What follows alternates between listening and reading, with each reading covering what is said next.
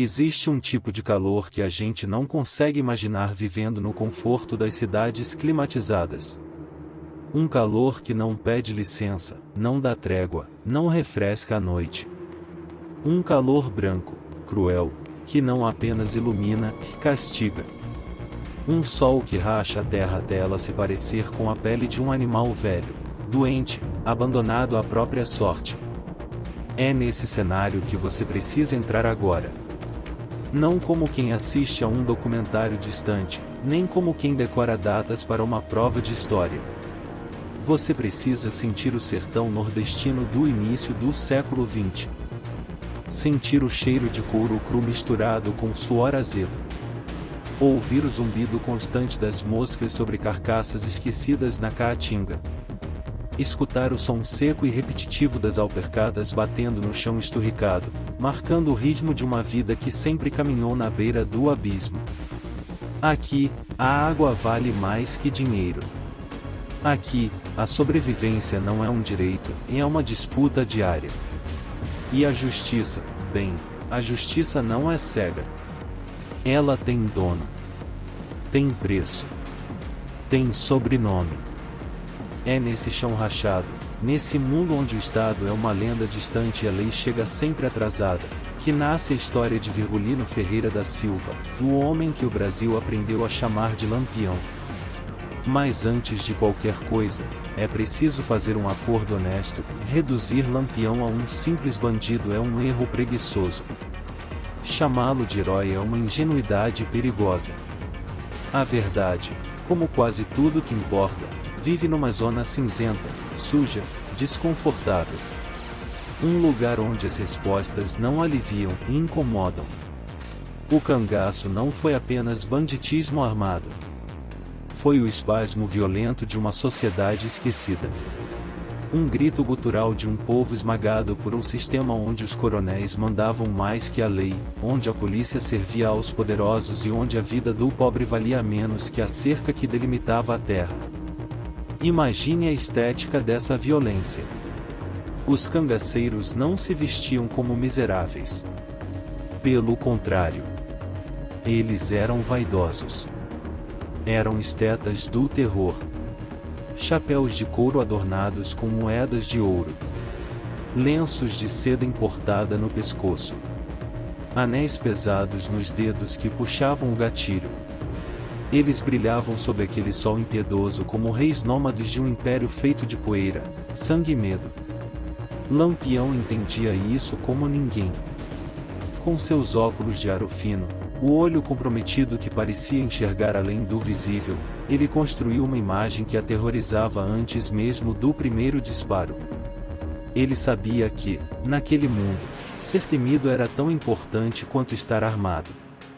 E a pergunta que ecoa, quase um século depois, é simples e perturbadora: por que ainda estamos falando dele? Porque Lampião toca numa ferida aberta da nossa psique coletiva. Ele representa aquele desejo proibido, quase vergonhoso, de romper com tudo. De chutar o balde. De impor a própria lei quando a lei oficial falha. É uma fantasia de poder nascida da injustiça. Mas toda fantasia cobra um preço. E é esse preço, humano, moral, espiritual, e que vamos dissecar agora. Porque quando o Estado abandona o homem, ele não volta a ser um animal. Ele se transforma em algo mais perigoso, um homem que decide escrever a própria lei com sangue. Existe uma armadilha confortável quando a gente fala de monstros históricos, imaginar que eles já nasceram prontos. Que vieram ao mundo com o coração torto, a alma rachada e as mãos sedentas de sangue. Isso nos poupa de uma pergunta incômoda: em que ponto exatamente alguém como nós se torna algo irreconhecível? Virgulino Ferreira da Silva não nasceu Lampião. Antes do chapéu adornado, antes do rifle, antes do medo que seu nome provocaria, existia um homem comum do sertão. Um artesão. Um vaqueiro. Um almocreve que transportava mercadorias por trilhas ingratas, negociava couro, cuidava de animais e conhecia o valor de cada objeto que carregava. As mãos que mais tarde puxariam gatilhos com precisão cirúrgica eram as mesmas que costuravam gibões e consertavam arreios com paciência quase delicada. Ele tinha uma vida possível. Não era uma vida fácil, e nunca foi, mas era uma vida. Uma existência moldada pela dureza do sertão, sim, mas ainda assim ancorada em algo simples: trabalho, família, honra. Talvez o sonho fosse apenas envelhecer vendo os filhos crescerem, enquanto o sol se punha sobre a terra vermelha do terreiro. O problema é que o Nordeste do início do século XX não era um lugar onde sonhos modestos tinham espaço para respirar. Ali, o coronelismo não era um sistema político distante. Era o ar que se respirava. O dono da terra era dono da lei. Dono da polícia. Dono do destino. Quando alguém entrava em conflito com um coronel, não estava enfrentando um homem, e estava enfrentando uma estrutura inteira montada para esmagar qualquer resistência. E foi assim que tudo começou. Não com um grande crime. Não com um plano maquiavélico. Mas com algo pequeno, quase banal, uma disputa de vizinhança. Cercas. Terras. Bodes.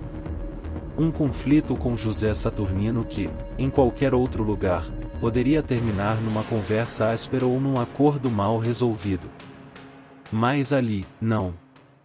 Quando a polícia entrou no jogo para bater, humilhar e perseguir a família Ferreira, ficou claro que a balança da justiça não estava apenas desequilibrada, e ela tinha um lado fixo. A família foi caçada. Não processada.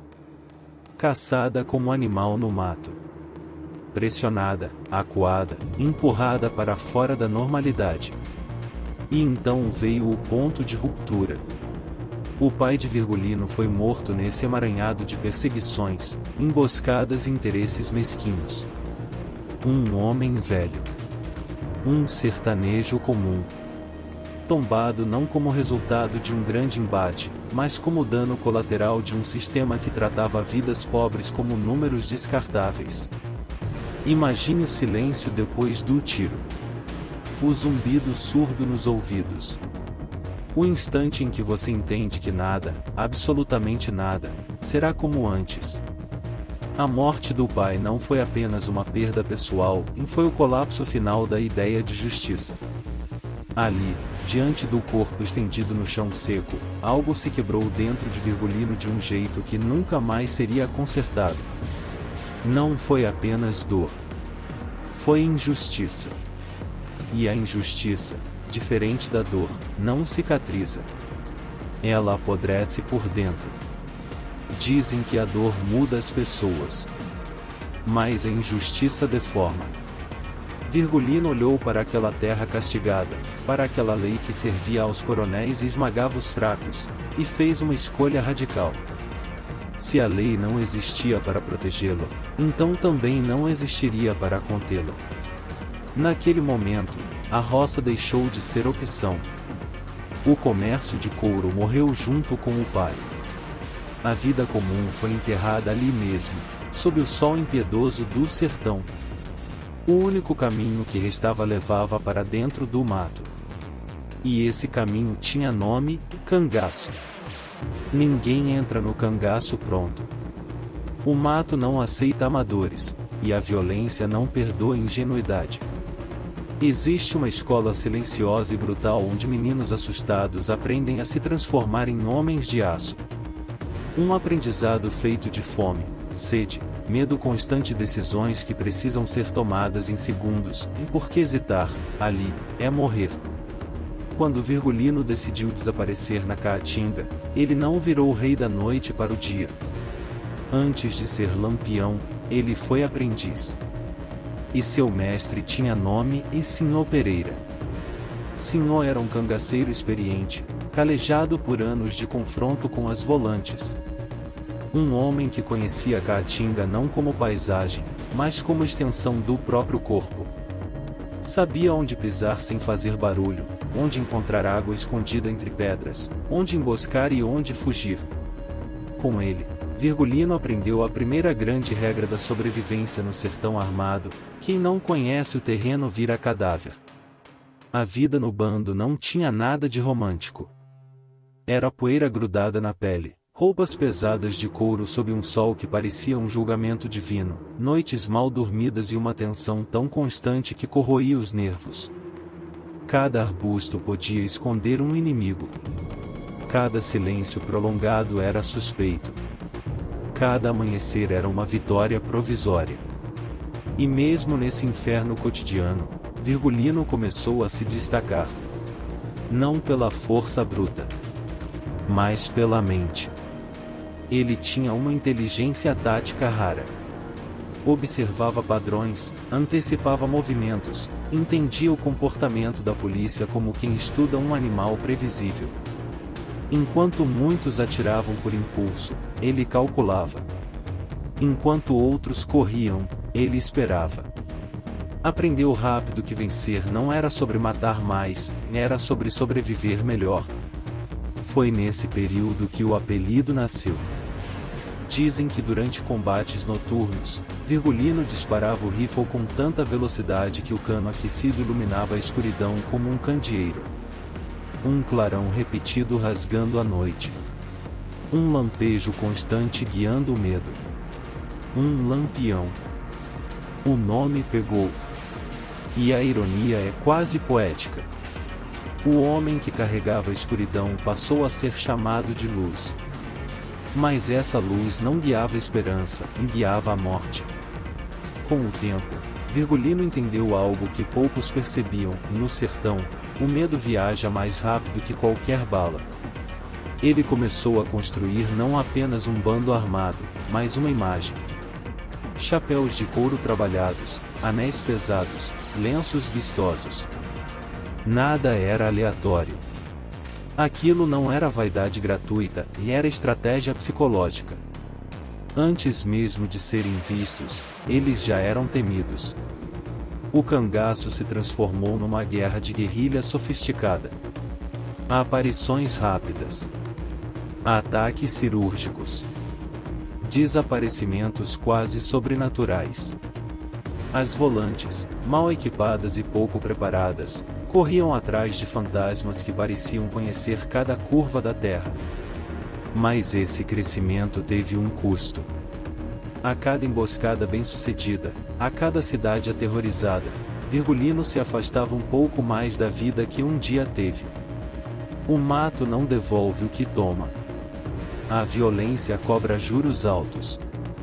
E quanto mais eficiente ele se tornava, mais impossível ficava qualquer retorno à normalidade. O aprendiz estava deixando de existir. No lugar dele surgia algo novo. Mais frio. Mais calculista. Mais perigoso. Sinhô Pereira acabaria deixando o cangaço, cansado, ferido, sobrevivente. Mas o aluno não seguiu o mesmo caminho. Virgulino não queria apenas sobreviver. Ele queria comandar. E quando assumiu a liderança, o cangaço deixou de ser apenas um modo de vida marginal. Ele começou a se transformar em algo maior. Um poder paralelo. Um reino errante. Uma lenda em formação. Quando Virgulino assume de vez a liderança, algo muda qualitativamente no cangaço. Não é apenas uma troca de comando. É uma mutação. O bando deixa de ser um grupo de homens armados fugindo da polícia e passa a funcionar como uma sociedade nômade, com regras próprias, hierarquia definida e uma lógica de poder que rivalizava, na prática, com o próprio Estado. Lampião entendia uma verdade fundamental do sertão: a força bruta impõe respeito no curto prazo, mas o medo organizado sustenta poder. E o medo precisa de símbolos. É aqui que nasce a famosa estética do cangaço. Chapéus de couro meticulosamente trabalhados, quebrados na frente como coroas tortas. Moedas de ouro e medalhas costuradas à mão. Bornais bordados com flores coloridas, estrelas, signos quase místicos. Anéis grossos que reluziam no sol enquanto puxavam o gatilho. Tudo isso pesava dezenas de quilos sobre corpos castigados pelo calor, mas ninguém reclamava. Aquilo não era excesso, e era linguagem. Eles não queriam parecer miseráveis. Queriam parecer intocáveis. No meio de um sertão onde a fome era a regra, eles brilhavam. E esse brilho causava um efeito psicológico devastador.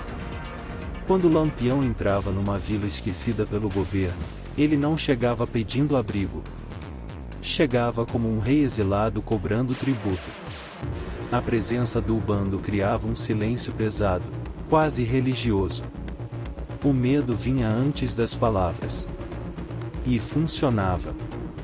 Lampião criou uma rede de apoio que hoje chamaríamos de inteligência.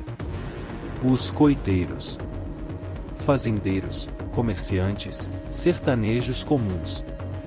Alguns ajudavam por convicção, outros por interesse, muitos por puro terror. Davam comida, informação, abrigo. Avisavam sobre movimentação da polícia. Escondiam armas. Aquela teia era tão eficiente que, muitas vezes, as volantes marchavam direto para armadilhas sem nunca perceber que estavam sendo guiadas. O Estado, distante e lento, perdia espaço para esse poder móvel, rápido e implacável. Mas há uma camada ainda mais perturbadora nessa história, a relação do cangaço com o sagrado. Basta olhar as fotografias. Rosários no pescoço. Patuás costurados por dentro das roupas. Medalhas de santos penduradas ao lado de cartuchos de bala. Lampião e seus homens rezavam. Rezavam antes dos combates. Rezavam depois. Rezavam pedindo proteção, pediam para fechar o corpo contra as balas inimigas. Como conciliar fé e brutalidade? Para o olhar moderno, isso soa como hipocrisia. Mas para o sertanejo daquele tempo, fé e violência não eram opostas. Eram ferramentas complementares de sobrevivência. Num mundo onde a morte rondava todos os dias, acreditar que o divino caminhava ao seu lado não era luxo espiritual, era necessidade psicológica. Lampião não se via como vilão. Ele se via como justiceiro em um mundo onde a justiça oficial falhara. Na cabeça dele, cada ataque era resposta.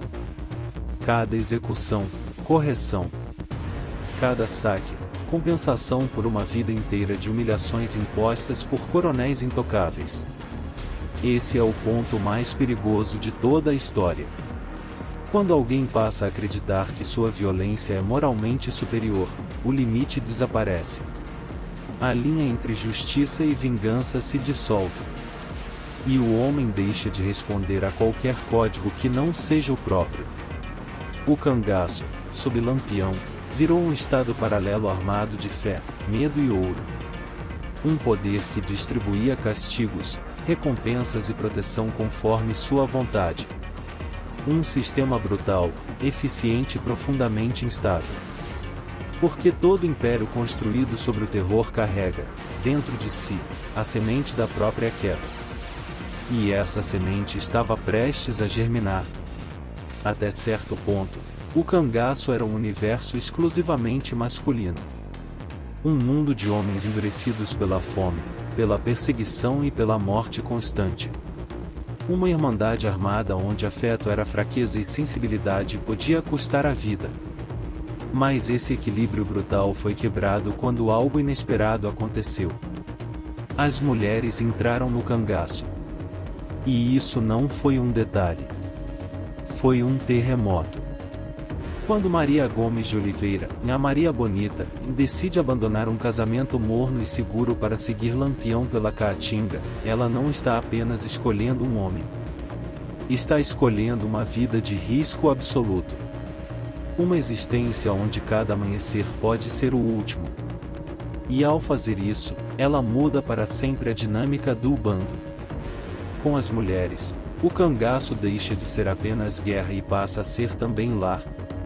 Um lar disfuncional, improvisado, sempre em fuga, e mais ainda assim um espaço onde surgem vínculos, ciúmes, afetos e rotinas quase domésticas. Máquinas de costura passam a ser carregadas em lombos de mulas. Roupas ficam ainda mais elaboradas. Bordados se tornam obsessivamente detalhados. A estética do terror atinge um novo nível. É uma contradição absurda. No meio da seca, da miséria e da morte, surge uma espécie de corte itinerante. Homens e mulheres vestidos como nobres de um reino inexistente, marchando sob um sol que parecia querer matá-los todos os dias.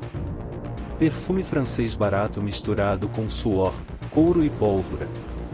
Beleza e brutalidade caminhando lado a lado. A presença feminina trouxe algo ainda mais perigoso para Lampião e humanidade. Agora, não eram apenas combates e fugas. Havia amores, gravidezes, ciúmes, filhos nascidos em meio ao mato. Crianças que mal tinham tempo de respirar antes de serem entregues a coiteiros, porque não havia espaço para inocência naquele mundo. A violência não diminuiu, e mais passou a conviver com o afeto, criando uma tensão emocional quase insuportável. Lampião e Maria Bonita se tornaram mais que líderes do bando. Viraram símbolos. Ícones antes mesmo de existir o conceito de cultura pop eram temidos, mas também admirados. Representavam uma fantasia coletiva em há de viver fora de todas as regras impostas por um sistema percebido como injusto. Mas essa humanização tinha um lado perverso. Quanto mais laços se criam, mais há a perder. Quanto mais se ama, mais violenta se torna a necessidade de proteger. O cangaço, que já era cruel, passa a ser ainda mais implacável com inimigos reais ou imaginários. Traições são punidas com brutalidade exemplar. O medo interno se soma ao medo externo. O bando agora não foge apenas por sobrevivência. Foge para preservar um mundo próprio, frágil e condenado. Um universo onde a morte é companheira diária, mas onde se insiste, quase teimosamente, em viver intensamente cada instante. Essa mistura de amor e sangue alimentou o mito. Tornou Lampião maior que a própria realidade. Mas também o deixou previsível. Mais lento. Mais visível. Mais vulnerável. Porque quanto mais pesado o mundo que você carrega, mais difícil fica correr. E enquanto o bando bordava flores sobre o couro e embalava sonhos impossíveis sob as estrelas da Caatinga, a máquina do Estado, e humilhada por anos, se reorganizava em silêncio. O cerco estava se fechando. Toda chama que arde por tempo demais acaba consumindo o próprio oxigênio.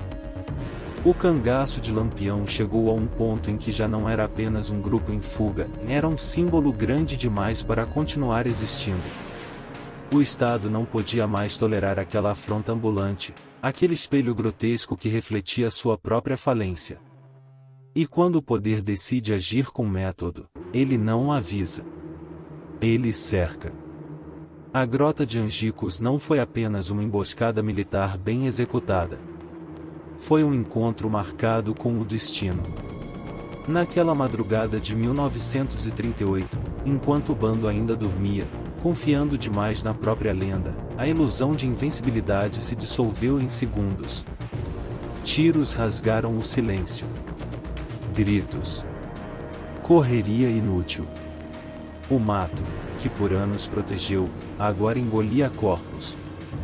Quando o sol nasceu, iluminou não uma batalha, mas um massacre. Lampião estava morto. Maria Bonita também. O rei e a rainha daquele império errante jaziam no chão seco, atravessados por balas, sangue misturado à poeira. Mas o Estado não estava satisfeito. Não bastava matar. Era preciso provar. Era preciso humilhar o mito. As cabeças foram cortadas. Exibidas como troféus. Levadas em cortejos grotescos.